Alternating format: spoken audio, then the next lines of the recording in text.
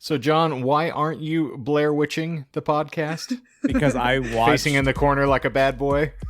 Because I watched you use the same kind of filter for almost 2 years, and I did not want to look like Mr. Wilson. Okay. I didn't want to be peering over a reflection. That it's a professional, glorious pop filter made out of metal and the dashed dreams of other artists.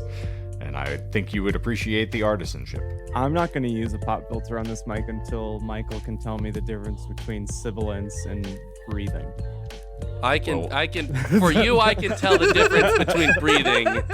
Considering that he thinks that most of your feed sounds like Albus with a head cold. Oh, no.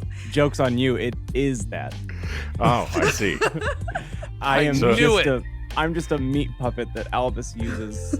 I see. So Albus is the one with all the Lord of the Rings references. Yeah, actually. It all comes together. Can we also talk about the fact that John broke the color scheme tonight, so I'm very upset. What are you talking about? I'm wearing red. It's an accent red. We're all wearing red things.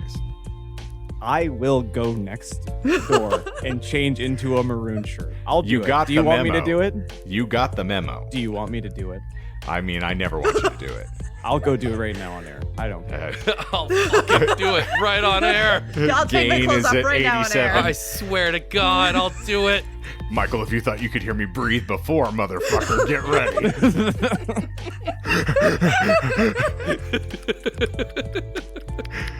And speaking of excessive mouth noises, by the eternal, behold! It's the Disinformed podcast. I'm Shane. I'm John. I'm Michael. I'm Courtney. And can I also mention we have had a lot of very delighted listeners that By the Eternal has returned. Did I mention that last week? I don't think you did. Okay. No. We have had some very delighted folks that intro's back. So I think that is the permanent intro. It just needs to stay. I can dig it. Mm-hmm. And you will dig it. And push it. Yeah. To the limit? Yeah. Real good. Push it. Yeah. I still refuse to treat that like Static X. I'm not going to justify that. Devon would be happier if you did. I'll go Salt and Pepper instead. Did I ever mention that I found out that Dewan is a closeted Static X fan? So I get to call him Wayne from this point forward? You sure can, if you'd like to. And confuse him with another former bottle shop employee? You can do that. The collective bartender consciousness has been violated by Wayne Jr. Gasp. Ooh, I can call him Dwayne. It'll work out just fine. I'm sure that'll go over very well. Yeah, that'll be great. Dwayne? And then he'll tell you that the D is silent hillbilly. Okay. So, Wayne? Hey, hillbilly. Oh, it's going to be good. Let's get the laughs out of the way, friends, because someone's getting hurt tonight. Feels good to be back. And it also feels good to come back knowing that Michael's going to hurt. Indeed. In fact, I was debating just not even showing up today, but then Shane promised that Michael would be in pain, and I couldn't resist. I mean, it's hard to. Well, I guess you can hurt me, Daddy. In the omnipresent words of Elton John, someone wrecked my life tonight. Sugar Bear. You know how you differ from Michael, though, outside of being able to, read well. Besides being able to read. It's that you warn. It's not that you're just like you spring a trap on him. It's that he's had all day to think about this. Yes. He's had all day knowing that tonight's going to be whatever it is. Tonight's a good night. And it's going to happen again and again. Yeah. It is, yes. Thank you for going with me. Let's do it. I appreciate that. Let's do it. Let's do it. Michael, this day had been prophesied. And much like was told to the Baron Harkonnen, there will be a reckoning. And I hope that you are prepared. I guess I'm not, because I just thought that you were just going to talk shit to me for an hour and a half or so. You thought this is the roast of Michael Clark? Well, something to that effect, but I guess I'm underestimating it. Michael, you're not wrong. I am going to talk shit to you for an hour, but let's just give me a second. For you lovely folks out there who are a little squeamish, I would strongly recommend, because I don't want to spoil this for the rest of my friends here, that you check the show notes, because there will be some trigger warnings that you need to be aware of before we we get into tonight's topic. So as long as you have scrolled that and you are perfectly prepared for what's coming, then let's barrel in, shall we? But for those of you who are listening and are blissfully unaware of what typically happens on this godforsaken show, usually we delve into random esoterica, and in the course of explaining it to one another, we lie occasionally, and that is the shtick. The co-hosts then have to ferret out the fact from fiction, and that is the whole point of the show. However, we don't let you leave disinformed. Oh, no. We have a denouement at the end of the episode where we'll tell you all the things we fibbed about and why it was funny. But all I have for you is trauma today, friends. Yep. Traumatize me, Daddy. Because there was a fine fiend of feeging a few weeks ago, and it was sprung upon us, and we were just unwilling participants in a very disgusting and trolling video. And so tonight will be the reckoning. So, we have 6 lies this evening, ladies and germaphobes. All right. Is everyone ready? Yep. Yeah, give it All to right. me. Is this the story of Michael's conception? Here's the story of a fugly baby. And they hung a stake around him for the dog. But the dog didn't want me either, so... Oh, it wanted I'm you in still the here. worst way. You couldn't Well, even That's what happened to your face.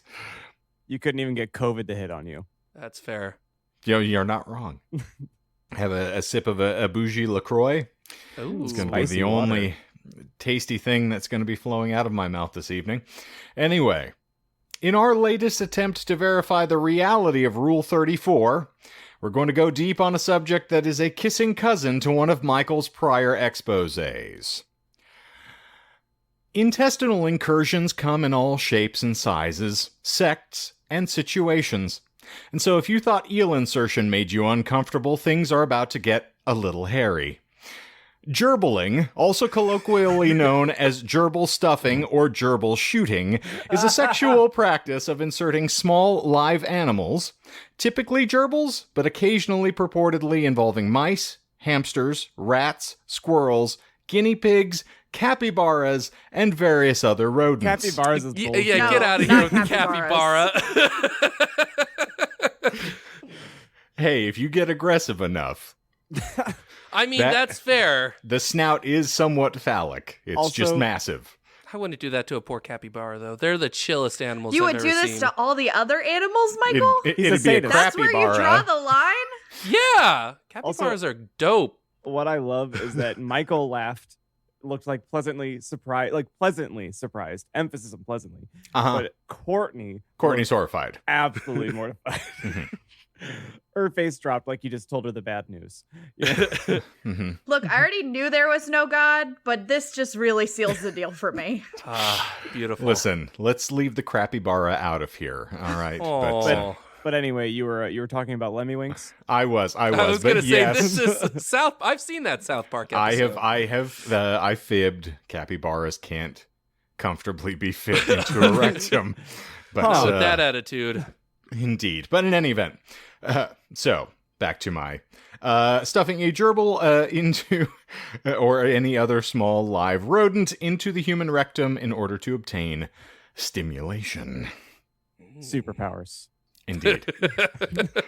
Lemmy winks, meow.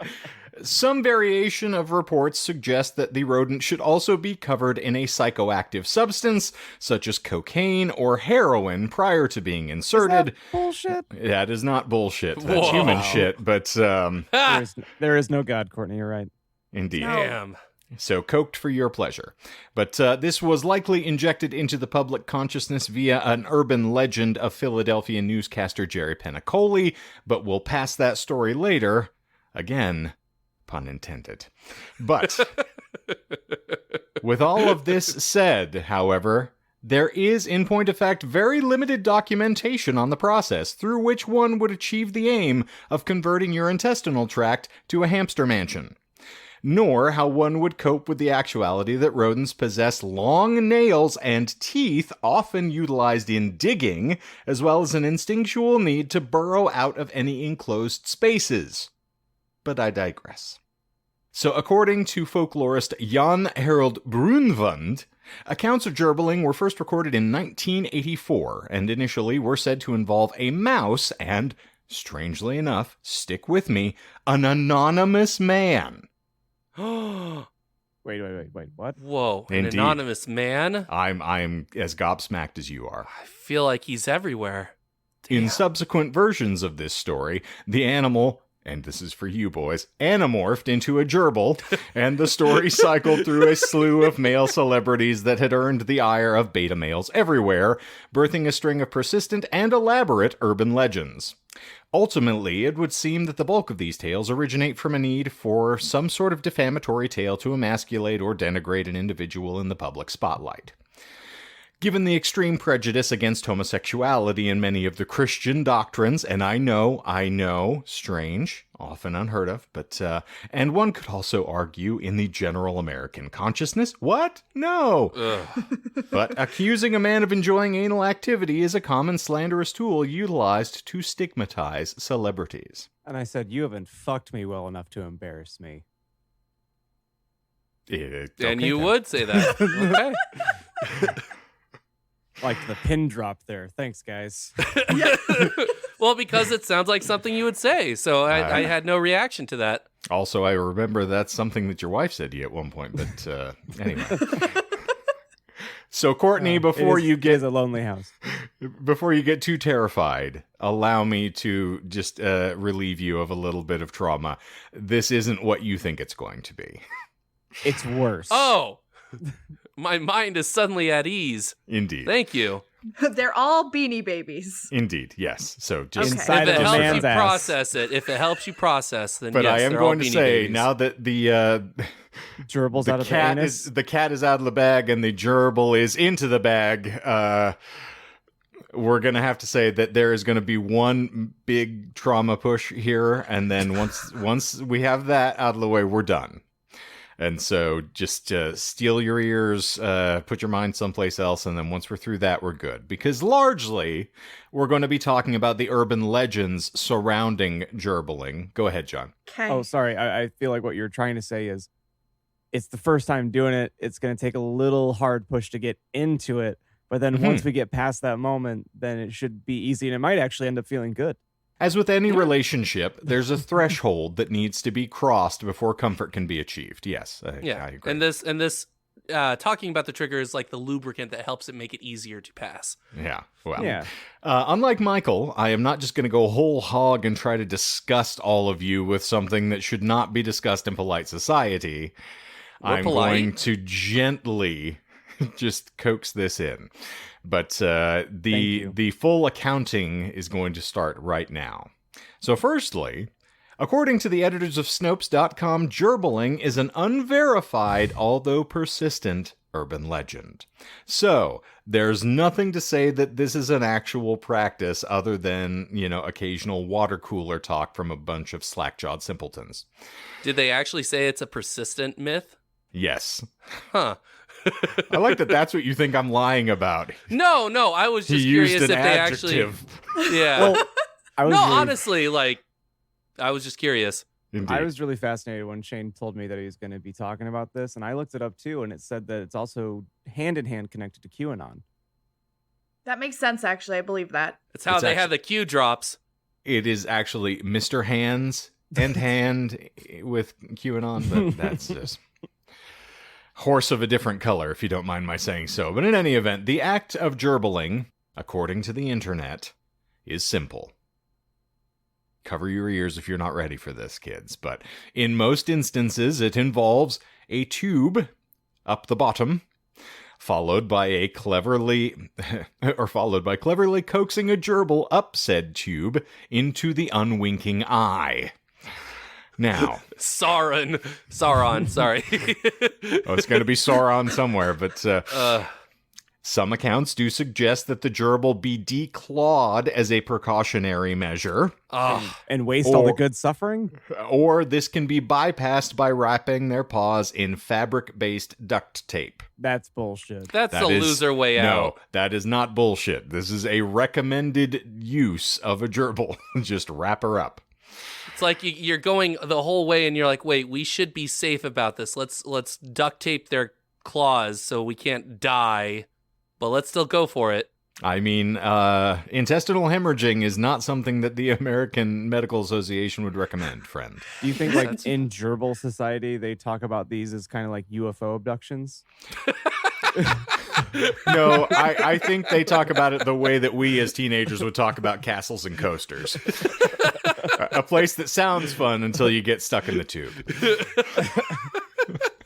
That is called ufology. Indeed. I went to MUFON, and they told me I needed to save myself.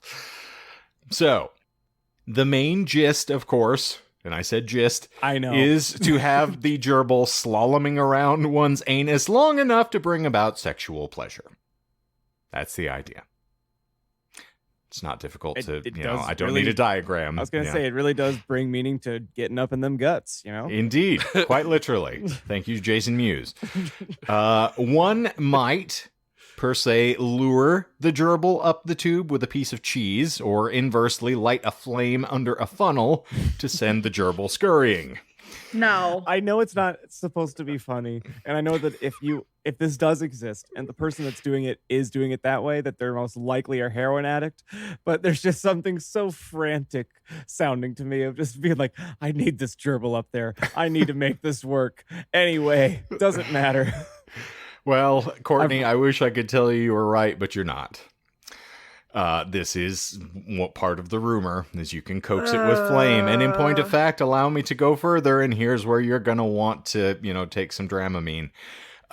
Readers, and John will back me up on this, of Bret Easton Ellis's notorious novel American Psycho will recall a similar approach with a rat in a Habitrail cage, where the lead character, Patrick Bateman, slathers cheese inside of a young woman's nethers and coaxes a rat inside of her by heating up the cage behind the rat with a blowtorch. That was the scene in the book that made me put the book down for a good week or so. Yep.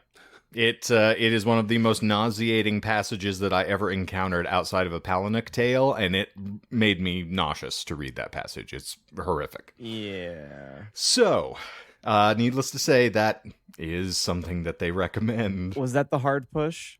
That's the hard push. That's all we need to think about, and I'm not going to get any more graphic than that, I assure you. Oh, so you're kinder than Michael.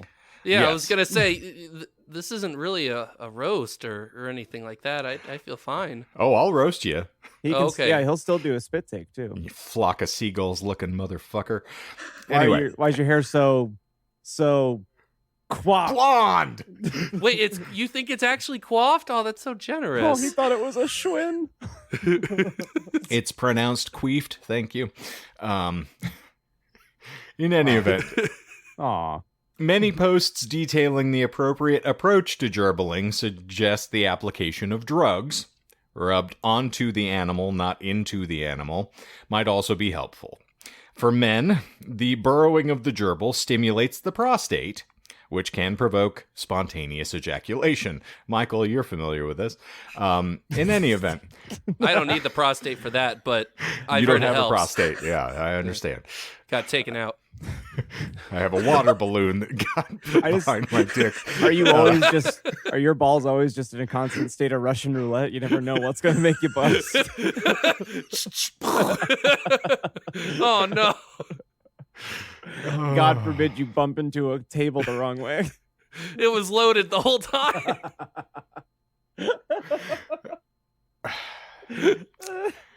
Well, Courtney, I'm not going to leave you out of this. For women, there are also options where the gerbil can be introduced. There are options. Owing to various adult videos, this is confirmed. Not But- hungry. Not Thirsty, hungry. maybe? No, pass. Also, Hopefully. the reason that you're doing this now instead of when you were telling me about it is because of the infamous episode that went too far. Because Indeed. we pushed this back because this was supposed to be the episode that followed up the milk episode. Yes. This was directly in the chamber after that, and I said, no, she'll kill herself for others. You and I were texting, and I was like, man, I really needed that episode. It would have made my week. And you're like, yeah, we're gonna have to wait a couple. It's gonna be okay, but we gotta let it breathe. Slight decompression period before we resume the accordion into So- the asshole. A congratulatory to Courtney. But at least this time it's not her topic that we're going to dogpile our adolescence onto. Gerbil pile, thank you. Yeah. Also known as a cluster, strangely enough, but in any event. Whatever the variance, the equipment at its most basic is tube, gerbil, orifice. The notion isn't complex, even if its execution is almost assured to generate further complications. And that's my new rock, paper, scissors. Indeed. Tube, gerbil, orifice. No one wins. No one wins. So it's important to note for the sake of this discussion, friends, that unlike feeging, there are no reports in peer-reviewed medical literature describing gerbiling amid the literal shitstorm of stories of foreign objects being removed from individuals' anal orifices. Is that true? That is true. You would imagine this would help quell the slew of rumors surrounding the practice, but it appears, stop the presses, that sophomoric simpletons are fixated on fuzzy creatures inexorably inserted into people's poop chutes. Who knew? Yeah. So why is this subject so fascinating to forums and furry defamers everywhere? There you go, Michael. Call back. How is it that even now we're unable to state with any conclusiveness whether gerbiling first emerged as an actual sexual activity practiced by real people or as liver-quivering legend? Was there some anal trailblazer whose unfortunate explorations led to the infamy of the act? Or is there a why or wherefore of gerbiling that just manages to seem bottomless? But once again, I am here asking you to please pardon my puns. So in the hard-boiled cliches of noir fiction, there is often a rat to be sniffed out. One that scurries and hides, but is always betrayed by its odoriferous emanations. This premise essentially works for gerbiling. Just substitute one rodent for another. In the 1931 film Blonde Crazy, a mobster by the name of Bert Harris, which is played by James Cagney, points a gun at his victim and issues a now rather notorious line, which, much like our gerbiling story, seems to be ceaselessly embellished with each retelling. "That dirty double-crossing rat." The culprit here is one Joe Reynolds, and in this instance, he's hiding in a closet. So, the rat and old Joe in the closet. A metaphor interminably linked with the concept of the case of gerbiling. Gerbil stuffing, as some call it, has, since its inception, existed mostly in the pantheon of stuff gay men do. And I am making air quotes here. So while contemporary folklore includes tales of rodents inserted in women's unmentionables as well, the origins of rats in asses are explicitly tied to male homosexual acts. Folklorist Noreen Dresser, and that's a name that you want to have on a name tag on a Friday night mixer, explores this history via her 1994 essay, The Case of the Missing Gerbil. With a title that nods to Raymond Chandler's own detective stories, Dresser seeks to find the narrative origins of, to use her precise phrase, rodents inside rectums of homosexuals. The tales she relates appear more than a little apocryphal. Dresser concedes as much, but they manage somehow to shift from the realm of hearsay into that of feasible through sheer proliferation of recitation. One such story appears thusly. During the Vietnam War, American soldiers were purportedly dodging the draft by letting a rat tail dangle from their anus as an ersatz indication of their homosexuality, which was at that time strictly forbidden in the military, let's remember. Colloquially speaking, these inventive draft dodgers then facilitated the don't ask, don't tell policy by rather dramatically showing and telling. That is a true story. This is a true story. Well, a true apocryphal story. But yes. Essentially, this is something that was recited often enough for it to gain fame or infamy, depending upon the circle you run in. I feel like if you're trying to show that you're gay, there are a lot easier things to do than shoving a rat up your ass. And Well, I think- furthermore, Like, not dodge that the that's a draft. bad thing either. No, Right. I mean for You're the talking sake about of in the- dodging the draft for Correct. Vietnam. Mhm. But I feel like there's a lot easier things to a variety of things easier. Yeah, like what? I don't know. Like, yeah, like what kind of things, Michael? Well, What'd you what do kind to of things show? did you do? I would probably try and figure out all the stereotypes that people presume that all homosexuals, to just quote from that time period, But you would could just be do. acting. Like, how would you actually prove it? Yeah, like what would you do? Like, I you don't think they're going to be like, yeah, show it. Go fuck this guy over there. Would But, you like, would you do maybe possibly like have a very large wave of bangs on the front of your head? Would that be a start or? if that's a stereotype, I don't really know stereotypes. That's why I was vague about it. Would you but be wearing like a red shirt and like over ear headphones maybe to like show? Hey, Sure. I guess the secret's out then. apparently Courtney has something against over-ear headphones, but Yeah. this is perfectly fine. That's why she's the only one not using one. Oof. Ouch. He's like, I'm straight, I swear. Okay. Ah. He just threw his headphones across the room. Aye. Okay. Meanwhile, I've been So- sliding into your husband's DMs, but we're not going to talk about that. That's just two chums being very chummy. Yeah. You should teach sex Anyway, ed. sorry. If you don't stop that, you're going to make him chum. Yes. Yeah. Okay. All right. So, with all of this said, what we are concerned with here is the rise in the public awareness in the contemporary climate, and there is one very notable catalyst to point to: a beleaguered and much maligned movie star, Richard Gere. Bullshit. You haven't heard the Richard Gere Gerbil story? Wait, wasn't he like referenced in that South Park episode with the gerbil or something? Okay, but no, it is not bullshit. Richard Gere has been infamously character assassinated on multiple occasions with this, and it is horrible. So that is one of the primary reasons we are getting into this today, because it is a very notorious urban legend. Like, but you fuck one gerbil. Easy. So, however, Gere was not the first to be branded as a deviant with the mark of the gerbil as it stands.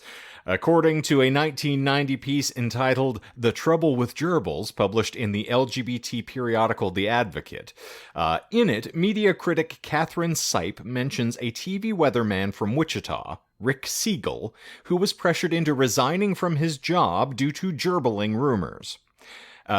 Scant consolation to Siegel, but even he wasn't the first newscaster to be so afflicted. As I alluded to earlier, in the early 80s, a Philadelphia KYW newscaster named Jerry Penacoli suffered career damage after a rumor started that he had a... Let me start over here with an actual reasonable read here. A Philadelphia KYW newscaster named Jerry Penacoli suffered career damage after a rumor started that he had visited a local emergency room to have a gerbil removed from his colon. It is also purported that that gerbil had died from a cocaine overdose, which we can theorize may have given rise to stories surrounding coating the animal in psychoactive substances. It just really goes to show that addiction goes through everything, you know? Even a dickhead, yeah. Yeah. I mean, that poor little hamster family was torn apart. Indeed. I said stop the damn match. That's what I said. But, yeah. Gerbil had a family. Jeffrey the gerbil and his drug addiction. Look where it led him. Not even once. Don't do drugs. Indeed. Yeah. Today we're sponsored by Dare. Let's not even talk about what I happened to dare the you to do it. I dare you to start. We won't even get into the habits of the mice of Nim, but we'll just leave that for another discussion. In Other the callback. archives. Yes, go back. We'll have a discussion. Can we call this Yeah. episode of Mice and Men? No, this was actually going to be titled Gears of War or Richard Gere Solid. I'm trying to determine which one would be appropriate. I like I think Gears the of Did you say latter. of mice in men? Is that what you said, John? Of mice and or of mice in men. Yeah. Okay. I mean, there's so many subtitles here. It's going to be like a bad Italian film. In any event, the correlative to all of these things is, of course, celebrity. This is ultimately what typically drives your standard gerbiling story. A rumor is always more salacious with someone famous attached. In Sipe's 1990 article, she describes a conversation with a supervisor for the Society for the Prevention of Cruelty to Animals, and you knew they were going to rear their heads in some point in the story, who estimated that having heard gerbil stories attributed to at least 10 different celebrities over the past several decades. Particularly during the 1980s, at the height of this phenomena, and we will mention that there was a lot of queer shaming at the time due to the AIDS epidemic, the merest hint of homosexuality radiating from a burgeoning star caused some truly offensive public perception to bloom in the concertedly heterosexual halls of Hollywood. So now we'll return to the most notorious alleged gerbiler in the history of gerbiling, Mr. Richard Gere. As William Faulkner once excoriated the City of Angels, Hollywood is a place where a man can get stabbed in the back while climbing a ladder. It would seem that at the zenith of Gere's ascent to superstardom, someone elected to bring him back to earth with a touch of public scandal. The rumor, which John has apparently not uncovered, but which for all that anyone can ever uncover is purely myth. This has never been substantiated, mind you. Went something like this. Sometime in the 80s, Gere was admitted to the emergency room at Cedars-Sinai, an LA hospital, with a gerbil trapped in his rectum. Allegedly, the gerbil was successfully removed, no harm, no foul. No rodent either. And Gere went on to star in his most successful film to date, An Officer and a Gentleman. However, that is not to say that Gere escaped unscathed. Jokes about Gere and the gerbil, who at one point was tagged with the casually racialized name Tibet, became fodder for media ridicule. We'll explain why it's Tibet later. But Dresser posits that the tale of Gere's gerbilectomy was much more widespread and enduring than its predecessors, which is commensurate with the level of celebrity that Gere had attained versus the aforementioned newscasters, who are just local minor television celebrities. Gere's notoriety subsequently warranted allusions to the lurid tale in tabloids and coy references on radio and television programming, because, no one would ever make fun of things like that, particularly not with microphones in their face. Nope. Sorry, I had to do a Kevin Smith turn to camera here. I haven't had one of those in a while. You did. Gere's notoriety is subsequently... Okay, here we go. At its apex during the 1992 Super Bowl halftime show, in living color cast members made references to it. This is during the halftime show of the Super Bowl, friends. Sam Kinison employed it in a lead joke for the 1990 Out of London Music Awards. Strangely enough, the above allusions were all made post-1990. However, most research would indicate that Gere's story was rolling through the rumor mill years before that, as we indicated earlier, originating circa An Officer and a Gentleman in 1982. Far in advance of the release of Pretty Woman in 1990, which was again another major cresting wave for Gere's acting career. Yet, it was treated as a brand new rumor when it circulated in 1990. How quickly we forget, particularly when one is painted with that lurid a brush. But we can attribute this to the, again, increasing escalation of Gere's popularity. So, while commercial internet was not in existence for these earlier mentions of close encounters of the turd kind, Did you actually write that? I did not. You did. You sneaky know that Bullshit. was lifted. Human shit. Oh, I bet you have different accents, didn't you, you little slippery fuck? Say hi to your mom for me. One site offers a clue as to where one might begin to chase the gerbil paper trail. So stupid.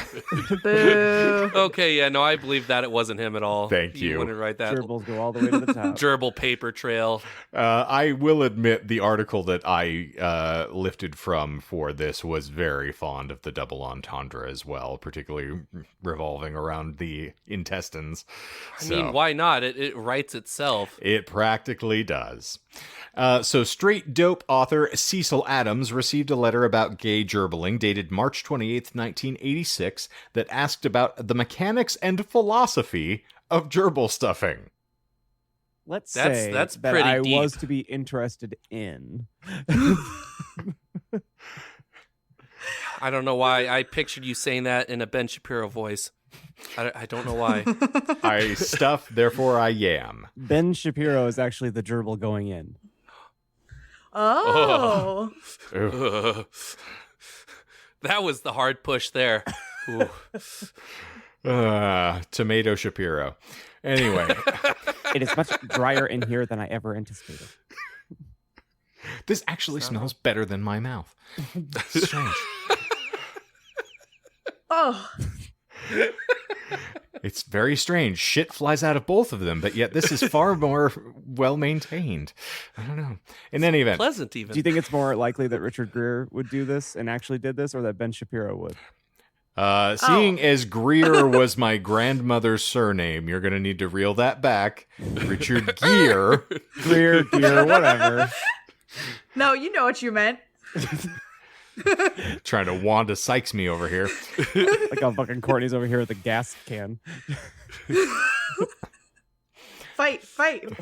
So, Cecil's response is consistent with others of its ilk, and it concludes with hands thrown in the air. I've checked with numerous sources in both the gay and medical communities, and though everybody has heard about gerbil stuffing, everybody and every attempt to track down an actual case has come to naught. The whole business sounds completely nuts and implausible to boot. Unlike others, though, Cecil does pull out at least some descriptive, if not verified, threads. Rumors of gerbil and mouse or hamster stuffing have been circulating since around 1982. In 1984, a Denver weekly claimed it had confirmed reports of gerbilectomy in a local emergency room.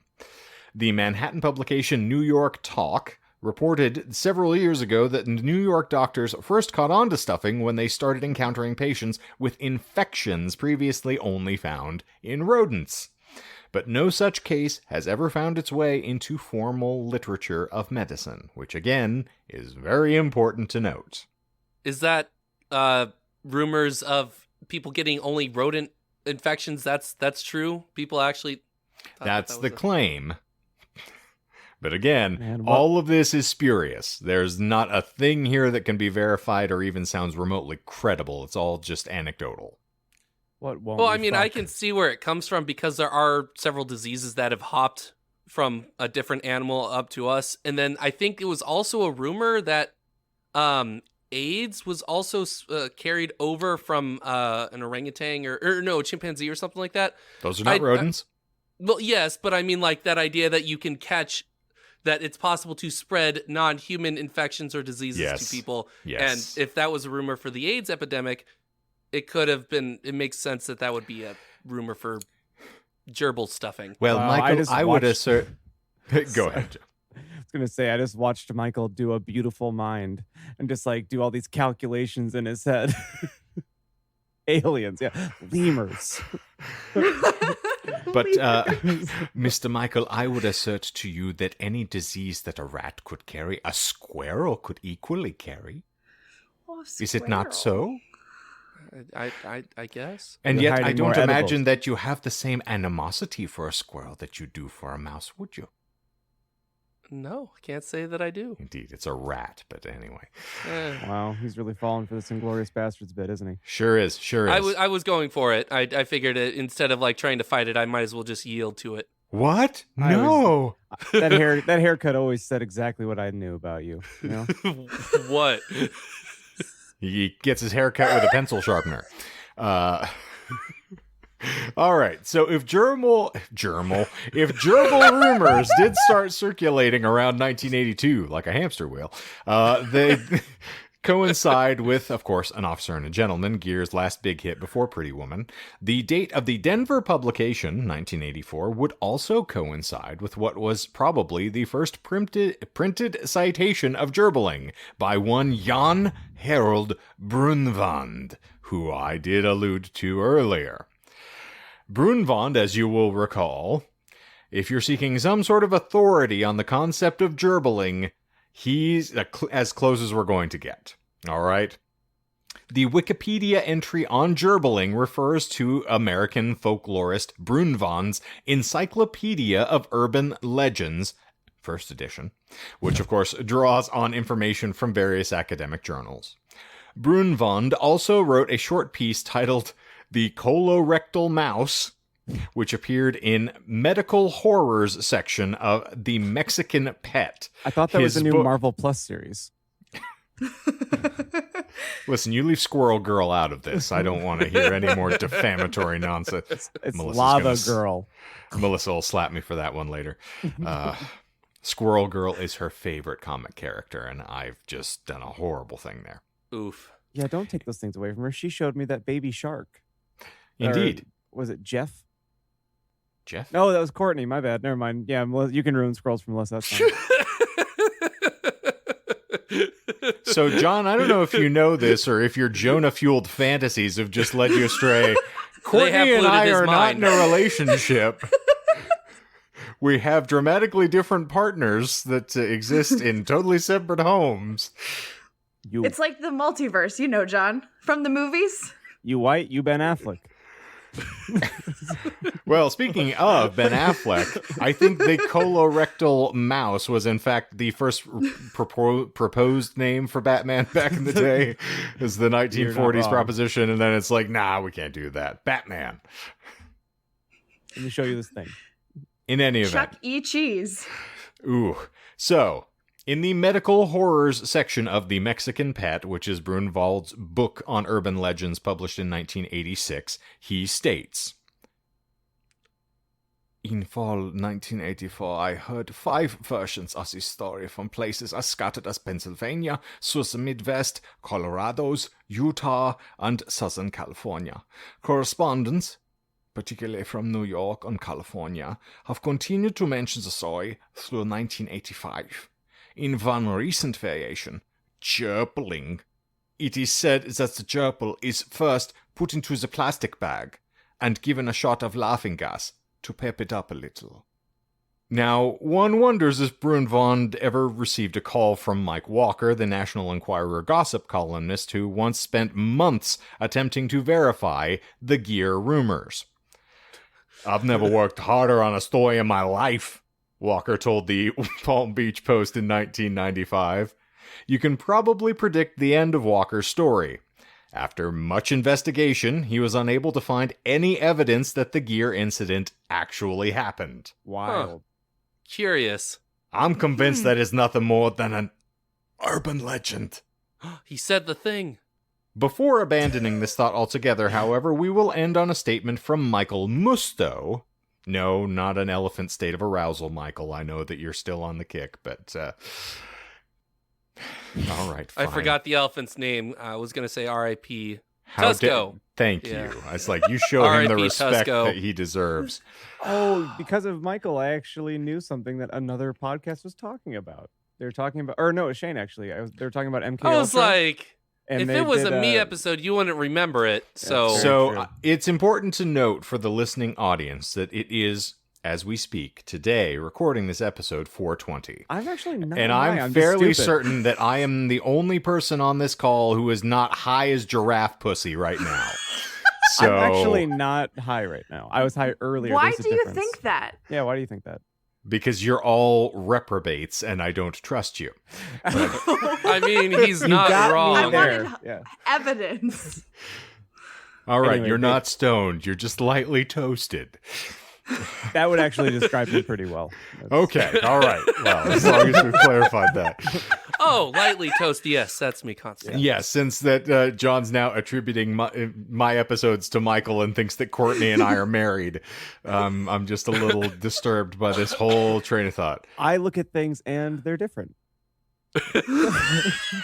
So he's what, he's a multiverse, John. He's What- not our universe. what I'm trying to say is I was raised in a home where I knew I couldn't smell color. I mean, like, I don't. I'm I not resent gonna- your implication. I'm not gonna sit here and let you goddamn insult people that were born smell blind. I'm not gonna do it.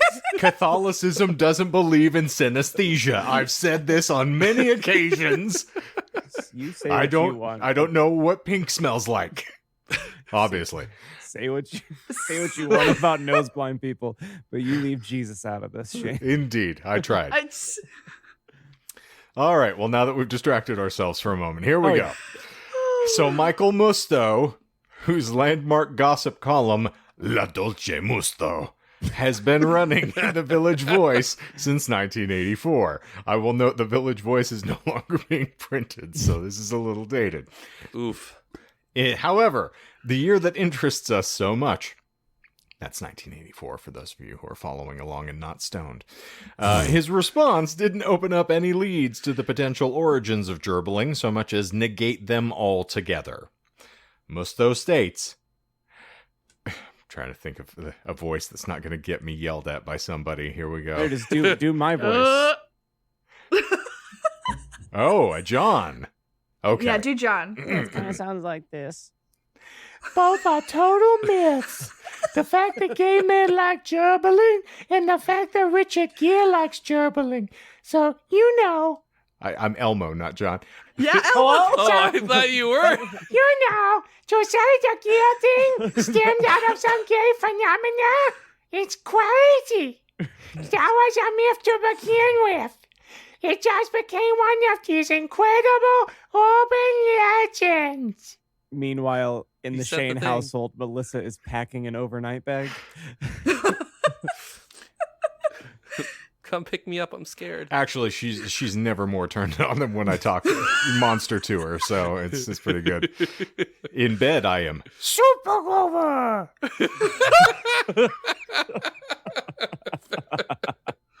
Is he a man or is he a Muppet of a man? yes. I'm as furry as a Muppet, and you can fit your hand up my ass to make me do things. Why waste a hand when you could use a gerbil instead? Well, I value the life of the rodent, my friend. Mm. Unlike you, you sick fuck. Gerbil's gonna gerbil. Scribble, scrabble, scribble, scrabble. All right. So urban legends, however ludicrous in concept, apparently die hard. Shortly after Pretty Woman's release, a phony letter addressed from the Association for the Prevention of Cruelty to Animals was sent over fax across Hollywood accusing Gere of gerbil abuse, which is the reason why Sipe was speaking with the supervisor for her Advocate article. This phony letter is the most real document of the entire gerbil saga. Another thing that actually happened, in a 1991 interview, Barbara Walters asked Gere about certain salacious rumors. Gere, this is true. Barbara Walters actually asked him to address Barbara this Walters. Oh, Barb. Why? Oh, on Barbara air. Walters. So Fuck's Gere, sake. I love Richard Gere for this in ways that I can't You appropriately mean express. Greer? Fuck you. So, Uh, good old Richard responded, I've heard from several sources that you're dead, so obviously we can't believe every bit of nonsense that gets rumored about. Damn. beautiful. Like, There you go. Amazing. golf clap. Absolutely fantastic. Her face would indicate she's been dead for years. In any event, several years later, a People story on Gere and Cindy Crawford's relationship also included the mention of this rumor. Nor had Gere appeared to take the talk at all seriously. The cold, hard truth will fall on stony ground, whereas your all-around trashy rumor will flourish like a weed, is what Gere told an Associated Press reporter in February.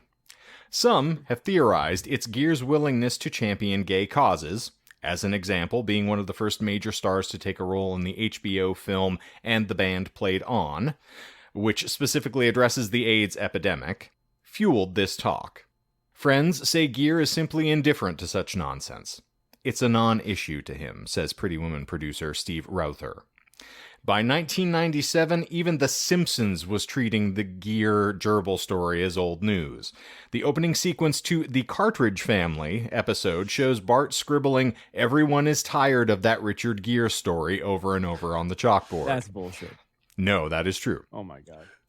So, I am still agog that you have not heard this, friend.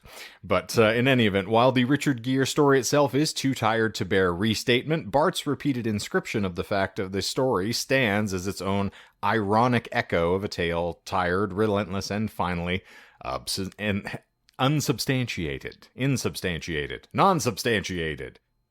I think all those pass. Yes. I'm just, judges.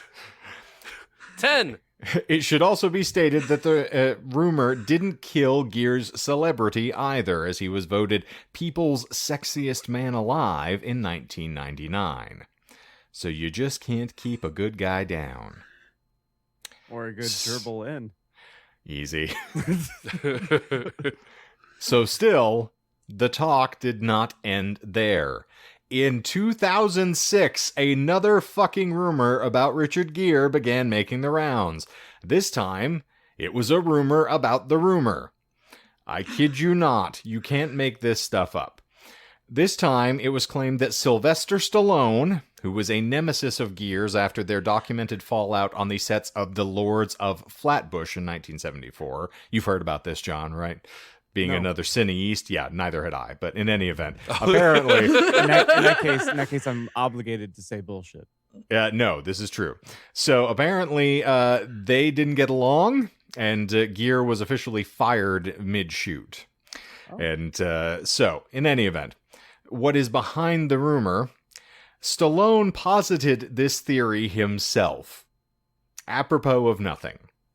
During a Q&A, which was held on December 10th of 2006 for AICN, that's Ain't It Cool News for those of you who are not hip to the lingo, Stallone stated, Richard was given his walking papers and to this day seriously dislikes me. It's a bad Stallone, I know. He even thinks I'm the individual responsible for the Gerbil rumor. It's not true, but that's the rumor. I feel like if you wanted to be better at that accent, you'd have to be less intelligible. You just take a couple sharp Yeah. shots to the head. Yeah. Box me, daddy. So, what Hot is... box me. Oh, no. Here's the 420 again. Get it while it's hot, kids. Hot box me, daddy. What's Let's do peculiar about this quote... Sorry. I was not expecting Really? that. So what is peculiar about the quote in question is the question Stallone was responding to didn't mention Gere or gerbils at all. Oh, oops. The question Oof. in full was, could you share an anecdote or two about filming The Lords of Flatbush? He's like, boy, do I have one for you. So if you wanted some character assassination, perhaps Stallone's animus towards Gere meant that he simply couldn't let the opportunity to let a dig pass, but as far as one can tell, Stallone's frustration over Gere's paranoia was real. The comic consequence of voicing it in public, however, was that he himself then precipitated an entirely new storyline about how maybe he, Stallone, was really at the center of all of this stuff happening in the first place, or germinating, if you will. So he played himself. Indeed. Ah, I've been had. He got a quarter up his ass instead of a rodent. Well, it happens. Indeed. So the durability of this gerbiling rumor, which of course has followed Gere now for more than 3 decades, speaks to how the contemporary imagination perceives celebrity and, furthermore, homosexuality. Fame no longer runs on word of mouth. With online forms of virality, rumor becomes fact in a matter of milliseconds, and folks aren't exactly prone to investigating spurious claims if the story is entertaining enough. Let's just run it. It's a 24-hour news cycle. We can issue an apology. Give me them clicks. Exactly. Take the Stallone quote, for example. It was immediately picked up across various media circuits, and its provenance was never questioned.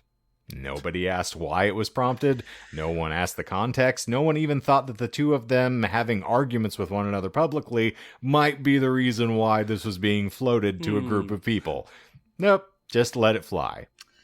So as much as the concept of gerbiling might cause some to chuckle, the logic of the joke, it seems, is more hostile than not.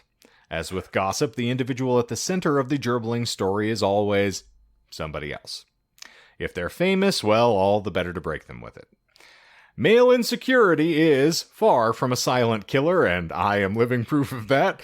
It's a maniac wielding a chainsaw and raving that it has to return some videotapes. Nice. Thank you. It's a wonderful card you have there. Stories like this stand as gleaming examples of impotent, venomous vitriol our society is all too often heir to. And so, pardon the pun, one more time. For a fast and loose summation, I will crib from Maynard James Keenan and say that we all feed on tragedy. It's like blood to a vampire. And perhaps Richard Gere can take solace in the credo that anyone trying to tear you down is, by the nature of their actions, beneath you. So with that said, those fixated on tales of things either entering or being extruded from someone's anus are all too often simply assholes themselves, and should be accorded that same level of respect and credulity. Live and let live, my friends. Life is complicated enough without needlessly concerning yourself with other people's posterior proclivities. And that is how I choose to end, no pun intended, this particular episode. So there you are, friends. Wow. Golf clap for Shane. Thank you. Yeah, I started out funny and then decided to yell at you for laughing at it. It's an interesting approach, I find, but you know, I can be didactic from time to time. Yeah. I like my emotions going on a roller coaster from time to time. I also like Makes that you we feel only alive. that we only got one lie as well. Yeah, that's pitiful. And that was an easy There's as a shit layup lie, lie. too. If And you I know feel- what a capybara is. And I feel like I was slap happy too. It's I will admit that is part of the fun of doing an episode like this, but also, ironically enough, so here's the story of a lovely lady. After Michael's Feeging episode, the next day I was listening to the Jim Cornette podcast, and they were talking about the Jerry Penacoli thing, because it took place in Philadelphia, and because they're associated with a bunch of professional wrestling promoters in that area, everybody got in on the Jerry Penacoli bit. So they sat and talked about gerbiling on the Jim Cornette Experience for 45 minutes the next day. So that Beautiful. is what actually caused this to sort of coalesce in my mind, and they were far less delicate about discussing this, but then they alluded to this article. So I went, okay, well, I guess I can check this out, because they didn't touch on the Richard Gere thing at all, and that's the only context I ever heard the Gerbiling story bandied around in, particularly that Cindy Crawford had taken him to the hospital because they were in a relationship at the time. So it's like really salacious nonsense, and, you know, entertaining, but then it made me think back to the Easton Ellis stuff, because American Psycho really messed with my mind. Same. The film is supposed to be very fun and lighthearted, despite how gory it is. The book is horrific. It will traumatize you if you read that thing without an open mind. I wonder if I would have read it like when it was released, like if in that kind of reality, like if it was funny then, or like if it was more satirical on the nose, like within a year or two of release. And then When did just it maybe, come out? Like in the 80s, right? That's a good question. I don't actually remember off the top of my head. It's set in the 80s, but I feel like it's a 90s book. Thank you, John, because I've got too many screens open to do some research here. But so does anyone, before we get too far afield, anyone have any That's further fair. stabs before we dive into this? Was it really mentioned at the Super Bowl? Sure was. By the Living cast Color? of In Living Color. Yeah. Huh. Published. Oh my American God. Psycho was published in 91. There we go. Ooh, okay. So it's what we call the late 80s. Yeah. Basically. basically. Yeah. Okay. I actually would be curious to find out like what the like current or the then perception of the book was compared to now. Well, you could just look at reception. You know. That is John's It's fair. equivalent of saying, Google's a thing. Yes, but I'm not going to do that while we're recording. Indeed. I was just voicing my interest in that. We're having a conversation here. It was all fun and games until someone got hit in the ass with a capybara. That Okay. capybara was never the same. So here we go. I mentioned the lies specifically because the American Psycho thing is one of them, but we'll get to it. So, and I watched John's face just descend. Oh no, sorry. I found an answer to Michael's question, but I didn't want to keep derailing you from getting to the Oh, lies. no, please go ahead. It's just a pull quote from a headline, and it's when published in 91, Bret Easton Ellis's American Psycho caused outrage for its depictions of violence, especially towards women. That was its point, argues Irvine Welsh. It is a brilliant depiction of the savage society we've created. I have claimed that unchecked male sexuality is going to be the fall of civilization, but that's me. So Anyway, there's the derailment. There's the answer for you, Michael. Well, thank you. And- I Indeed. appreciate that. All right, so here we go. Lies number 1 through 3. No one has talked about putting squirrels, guinea pigs, or capybaras into people's buttholes. Oh, you did a feint. You knew we would call out the capybara. So you. When I first read this to Steven, I got the same thing. It was like, capybara? And I was like, it's a gambit, because I know that the other two are not even going to be thought of because the other one's so big. So That's a good one. thank you. So those are the first 3. I didn't have a ton of lies in here, really, when you get to the end of this, how it's played out. But, so, line number 4 is that, in point of fact, heating a metal cage behind the rat with a blowtorch did not happen in American Psycho. Even worse, and I'm sorry, Courtney, I'm legitimately not trying to ruin anybody's day, so... how it was actually depicted in the book, in point of fact, he uses acid to expand her vagina. Oh, that's It's horrible. Like, it's awful. So initially, like, the rat tries to go in there and it's too tight. So then he erodes it and it's still... I think she got the point. Yeah, in any event. So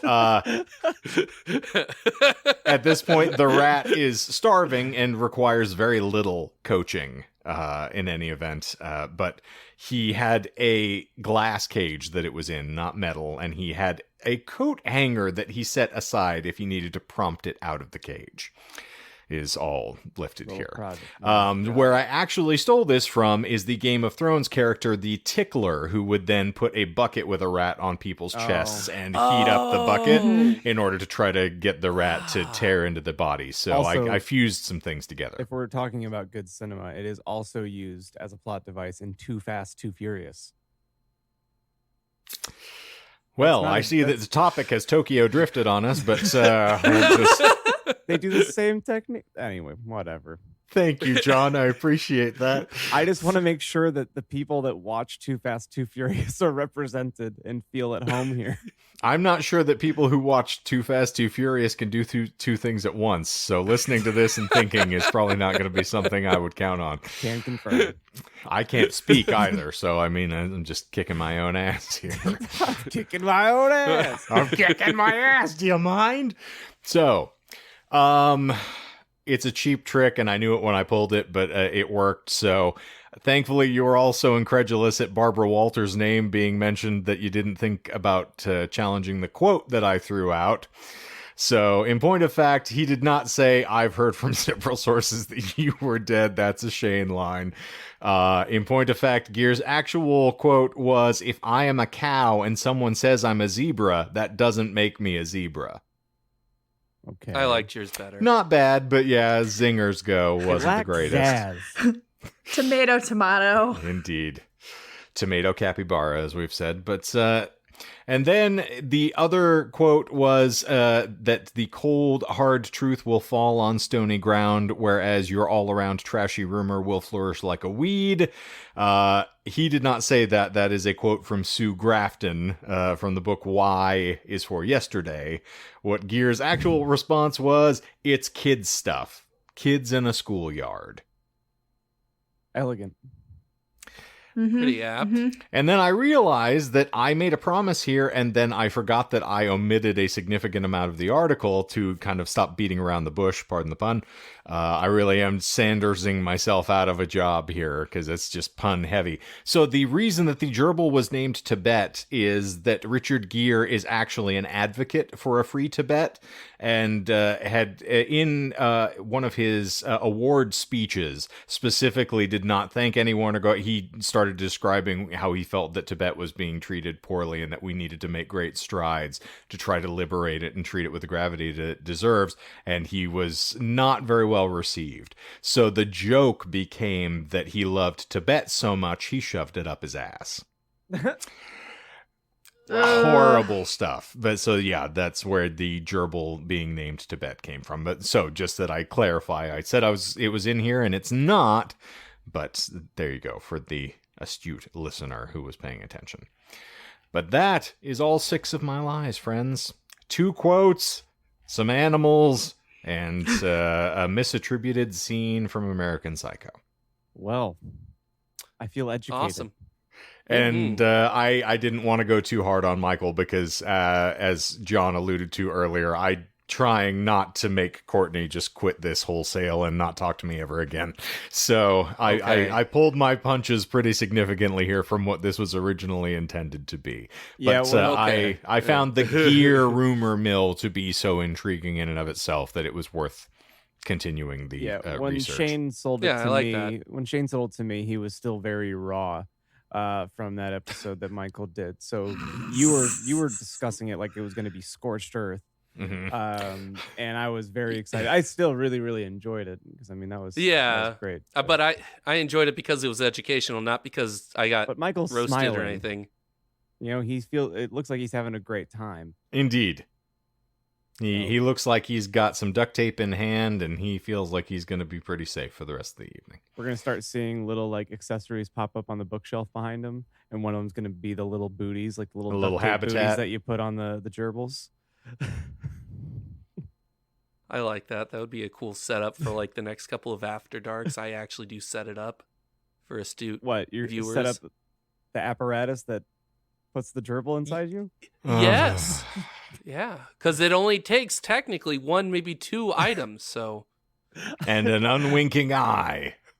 Oh man. Sauron. Just the fact that the ass is a UFO for gerbils. I don't know what to tell you. It's a tractor beam. I'm being sucked in. I realize that I miss it when I don't get to see you guys. Feels good to be back. Oh, good. Glad someone's having fun. Yeah. Well, thank you all for enduring another somewhat tedious and pun-heavy episode. But we're always thrilled to have you here. And in fact, if you cannot get enough of this, you can see us at the end of May, because we have got us 4 separate, distinct, and wonderful panels at Phoenix Fan Fusion this year, regardless of whether John believes in Santa Claus or not. We are going to be seeing you all on May 27th and 28th. We've got 2 panels per day, and it's going to be a lot of fun. You can find in the show notes below, there's a link to get you tickets to Fan Fusion, and I will also start throwing in some scheduling, but I also think we might take a little time and tell all of you folks what we will be discussing and how excited we are for it as a little tease, a soupçon, if you will, at some point. Just so that you know what you're getting yourselves into. There will be nary a gerbil discussed. No. Oh. I assure you. But furthermore, if you're also enjoying the show and you've endured this long, you can of course rate, review, and tell us why you hate any discussion of things entering or exiting people's asses, or us behaving like one in general. You can also find us on the Tubes of You occasionally. That's a terrible turn of phrase for this evening's topic. I am sorry.